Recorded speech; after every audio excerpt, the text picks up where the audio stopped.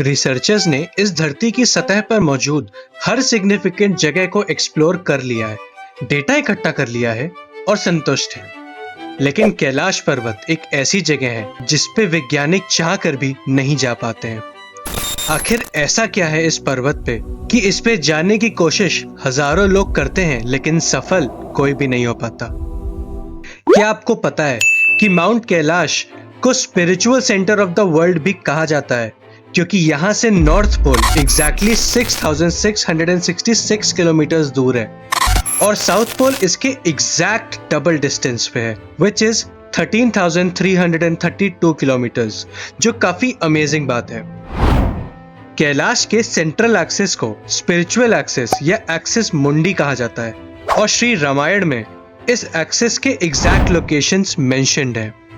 According to Uttarkand और श्री रामायणम, रावण ने एक बार राक्षस जाति की ताकत और प्रतिभा दिखाने के लिए और एक पॉइंट प्रूफ करने के लिए कैलाश पर्वत को हिला देने का डिसीजन लिया, लेकिन भगवान शिव ने रावण के इस अटेम्प्ट को पूरा नहीं होने दिया और रावण के हाथों को उसी पहाड़ के नीचे क्रश कर दिया। उसके बाद रावण ने भगवान से माफी मांगी और उनकी भक्ति करने लग गया और तभी से वो शिव जी का परम भक्त बन गया और शिव जी ने उसका नाम रावण रख दिया। जी हाँ, तब से ही उसको रावण बुलाया गया और रावण शिव भक्त बना। अपनी भक्ति से रावण ने भगवान शिव को इतना खुश कर दिया था कि भगवान शिव ने खुशी से डांस करना शुरू कर दिया। This dance is known as Tandav और आरती बनी जिसका नाम शिव तांडव स्तोत्रम पड़ा। कैलाश पर्वत के पास दो इंपॉर्टेंट लेक्स हैं जिनका नाम मानसरोवर और राक्षस ताल है। वहीं जहां लेक मानसरोवर का पानी सबसे प्योर और होली माना जाता है और इसे गॉड लेक भी कहते हैं, तो दूसरी तरफ राक्षस ताल को डीमन लेक या डेविल लेक भी कहा जाता है।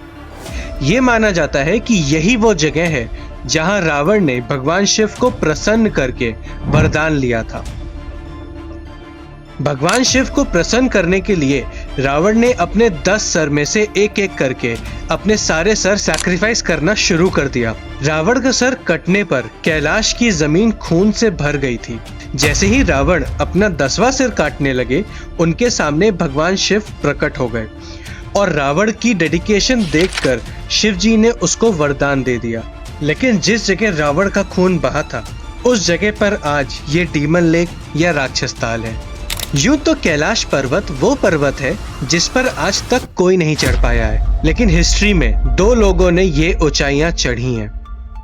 एक थे मिलारेपा नाम के बुद्धिस्ट मॉन्क इन 11th सेंचुरी और उससे भी पहले थे युधिष्ठिर, सबसे बड़े पांडव। कौरव और पांडव के बीच का महायुद्ध 18 दिन चला और इस न्यूक्लियर वॉर में टोटल 40 लाख सोल्जर्स की ब्रूटल डेथ हुई और उन डेथ्स के बाद शुरू हुआ काली युग इन द ईयर 3102 BC। दुनिया की सबसे घमासान जंग जीतने के बाद पांडवों ने हस्तिनापुर पर 36 सालों तक राज किया, लेकिन कहीं ना कहीं उनके मन में उन्हें शांति और सुकून नहीं मिला। शांति और मोक्ष की तलाश में पांडव चले गए कैलाश पर्वत की चढ़ाई पर। पांडव जानते थे कि कैलाश पर्वत स्वर्ग लोक का रास्ता है और स्वर्ग लोक तक सिर्फ वही जिंदा पहुंच सकता है जिसने कभी भी कोई बुरे कर्म ना किए हों। कैलाश पर्वत की मुश्किल चढ़ाई चढ़ते चढ़ते सबसे पहले द्रौपदी और फिर 4 पांडवों की एक एक करके मौत हो गई। अंत में जिंदा पहुंचे तो सिर्फ Yudhishthir. It is believed that Yudhishthir एक ऐसे पांडव थे जिन्होंने अपना धर्म पूरी तरह से निभाया था, इसीलिए उन्हें स्वर्ग और मोक्ष मिल पाया। कुछ रिसर्चर्स ये भी क्लेम करते हैं कि कैलाश पर्वत के ग्लेशियर्स पे आज भी युधिष्ठिर की बॉडी देखी जा सकती है। Time travels differently here. इस पर्वत पे टाइम ट्रेवल्स डिफरेंटली। पिलग्रिम्स जब कैलाश की यात्रा से वापस आते हैं तो उनके नेल्स और हेयर 12 घंटे के अंदर बहुत रैपिडली बढ़ने लग जाते हैं और उनकी ये ग्रोथ 2 हफ्ते की ग्रोथ के इक्विवेलेंट होती है। कई पिलग्रिम्स का ये भी कहना है कि उनके बाल काफी रैपिडली लंबे और सफेद भी हो गए हैं। पिलग्रिम्स के फेस पर अक्सर रिंकल्स भी आ जाते हैं। कुछ दिनों का कैलाश पर्वत का ये सफर उनकी जिंदगी को फास्ट फॉरवर्ड करने जैसा हो जाता है। The hollow pyramid. Doctor Ernest Muldashev, जो कि एक रशियन रिसर्चर थे, उन्होंने इस पर्वत के नीचे रहकर इसको महीनों तक स्टडी किया था। उन्हें यह पता चला कि यह सिर्फ एक रैंडम शेप का पहाड़ नहीं है, बल्कि एक पिरामिड है, एक man made pyramid.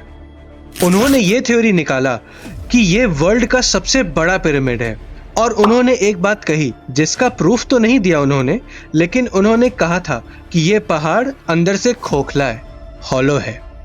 Mysterious lights over mount Kailash. बहुत सारे लोगों ने मल्टी कलर्ड मिस्टीरियस लाइट्स को माउंट कैलाश पर देखा है, और कैलाश यात्रियों का यह कहना है कि ये लाइट्स एक्चुअली में पर्वत की तरफ आते हुए यूएफओज हैं। काफी aliens and the UFOs have been spotted by the pilgrims at Kailash Parvat. On the other hand, Hindu devotees का मानना है कि ये lights Brahma muhurta, which is between 3:30 AM to 5:30 AM पे शाइन करती हैं। हिंदुइज्म में ये एक डिवाइन टाइम माना जाता है। रात को सोते हुए कैलाश पर डमरू की आवाज अक्सर सुनाई देती है, और इस डमरू की गूंज के साथ सुनाई देता है ओम का जाप। कई पिलग्रिम्स का यह कहना है कि उन्हें सिर्फ डमरू की गूंज या आवाज ही नहीं, बल्कि उन्हें वो डमरू बजता हुआ फील भी होता है। कई थ्योरिस्ट का मानना है कि कैलाश पर्वत सिर्फ एक नॉर्मल पर्वत से कहीं ज्यादा है, क्योंकि इस पर्वत के अंदर एक न्यूक्लियर एनर्जी है, और इसीलिए इसे the energy centre of the earth भी कहा जाता है। इस सीक्रेट्स के पहाड़, पन इंटेंडेड, के टॉप पे चढ़ना बैन हो चुका है by the Chinese government. India, China और नेपाल के बॉर्डर से बस 100 किलोमीटर दूर होने की वजह से, बिकॉज ऑफ सिक्योरिटी रीजंस, यहाँ पे ड्रोन फोटोग्राफी भी बैंड है, लेकिन यहाँ की यात्रा और परिक्रमा अभी भी पॉसिबल है। तो क्या आप कैलाश पर्वत की यात्रा पर जाना चाहोगे? Do let me know in the comments below. और क्या आपको पता है कि टाइम ट्रैवल एक्चुअली पॉसिबल है? 1955 में एक प्लेन ने सक्सेसफुल टाइम ट्रैवल करके 35 साल बाद 1992 में लैंड किया था। इस टाइम ट्रैवलिंग घोस्ट प्लेन की मिस्ट्री के बारे में जानने के लिए स्क्रीन पे आए इस वीडियो पे क्लिक करो। आपसे वहीं मिलूंगा, तब तक के लिए स्टे सेफ।